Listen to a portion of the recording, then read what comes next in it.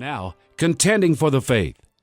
In this regular feature, Dave and Tom respond to questions from listeners and readers of the Berean Call. Here's this week's question. Dear Dave and Tom, you have made a reference to Pascal's wager, suggesting that it is a better gamble to believe in God and live by His rules, be accountable to Him, and expect what He says will follow after death, than to be an atheist and have no belief in what follows after death.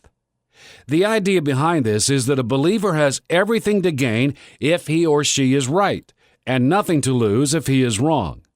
Whereas if the atheist is wrong and the believer in God is right, the atheist is in serious trouble.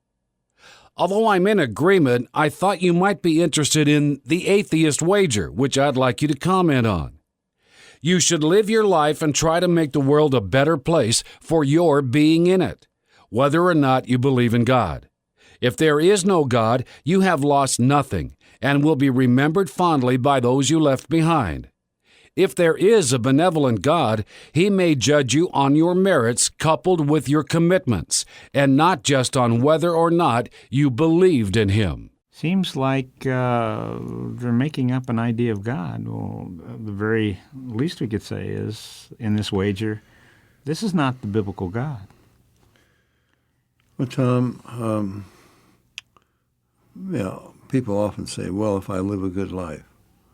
Well, I ask them a simple question. By whose standards? Mm-hmm. I was driving with a Sikh quite a long journey in a limousine to go to a conference. Mm-hmm. This would be a Hindu? That's a sect of Hinduism. Mm-hmm.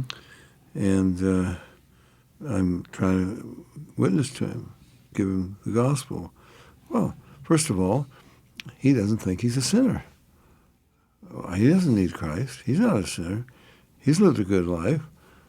And I said, well, the very first commandment is, thou shalt love the Lord thy God with all thy heart, strength, mind, so forth. And you love your neighbor as yourself. And I think you know in your conscience that that's what you ought to do. Well, he said, I haven't done that for 1 second. So whose standard are we talking about? Well, if I live a good life, wait a minute. What about your motives? You never lusted. You never were selfish. It only takes one sin to be a sinner. It takes one murder to be a murderer. And it's God who is going to judge you. You're going to have to go by His standards. And He's laid them out. Now, if you want to say, I don't need to accept Christ, you sent Christ to die for my sins. He's God who became a man. And this is what you said was the penalty that had to be paid. And no, I don't think I need to go by that. You're like Adam and Eve back in the garden. Well, God says, don't eat of this fruit. I don't think we can do that. So first of all, you are proving that you are a rebel. You are not willing to accept what God says. And I would say that that is very, very serious. Mm-hmm. All of this goes back to the lie of the serpent, which is Satan in the Garden of Eden. He began by, yea, hath God said? So God's standards? Well, wait a minute. Are you sure those are the standards? God's rules? Is it really a rule? Do we really need to conform to? Is that really what God meant? Wow, that's the way it began, and we're seeing it now. I hate to just say in spades, but it's just we're seeing it in overwhelming ways. Mm-hmm. Tom, the Bible lays it out pretty clearly. Romans chapter 2. Romans chapter 1 says everybody knows God exists.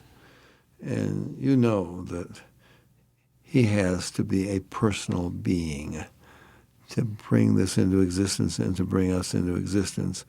No question about that. Romans chapter 2 says everyone knows that God has laws. You've got laws for the universe. He must have moral laws as well. In fact, it says his laws are written in the conscience, everyone's conscience.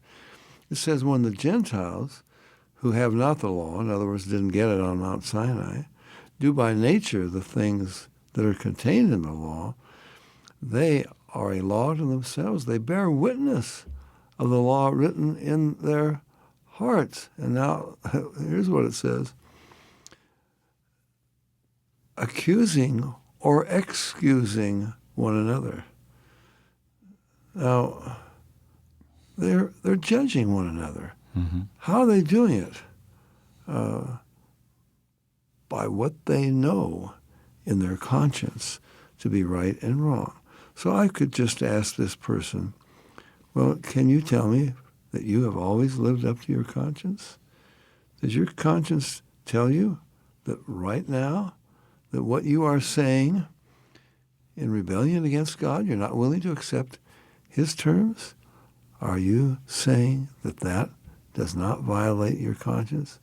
I think you got some serious problems. Mm-hmm. Dave, it's also interesting that if we could have a person say, all right, there is no God, but you make up a list of rules for yourself, okay, based on what you believe is, has to do with integrity and good morality and so on.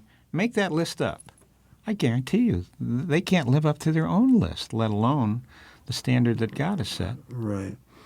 We talked briefly about Michael Vick last week, who trained dogs to fight and finally was arrested for this.